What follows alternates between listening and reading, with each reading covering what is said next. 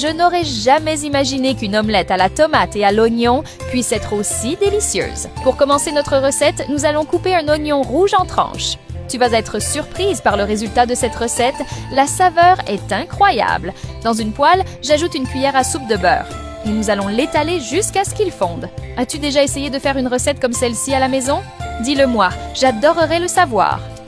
Ensuite, je vais ajouter l'oignon coupé et nous allons faire revenir. Et avant que je n'oublie, dis-moi depuis quelle ville tu me regardes pour que je puisse t'envoyer une accolade spéciale. L'accolade d'aujourd'hui va à Camille Lefebvre de Lille, France. Je suis très heureuse que tu apprécies nos recettes. Juste après, nous allons couper une tomate en tranches. Chaque fois que j'arrive à cette étape de la recette, je me rappelle que cuisiner n'est pas seulement une question de technique, mais aussi l'émotion de transformer de simples ingrédients en quelque chose de spécial. De retour à notre poêle, je remue encore un peu l'oignon. Puis, nous allons placer les tranches de tomates dans la poêle de la manière suivante. Ici, pas question de se presser. J'aime prendre mon temps en faisant attention à chaque détail parce que c'est ce qui garantit que le résultat soit comme je l'attends. Dans un bol, je vais mettre 3 œufs. Dis-moi ce que tu penses de la recette jusqu'ici, j'adorerais le savoir. Et avec l'aide d'un ustensile, nous allons bien mélanger. Je suis sûre que cette recette va devenir un classique chez toi, impossible de la faire une seule fois.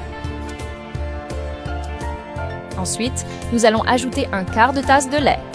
Et je vais continuer à mélanger.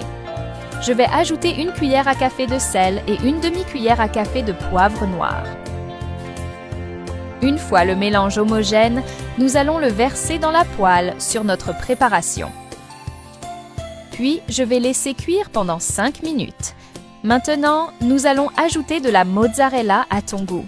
J'adore ces recettes, simples à préparer, mais qui apportent une touche différente qui surprend ceux qui les goûtent. Et je vais aussi ajouter de l'origan à ton goût. Nous allons laisser cuire encore 5 minutes ou jusqu'à ce que le fromage fonde.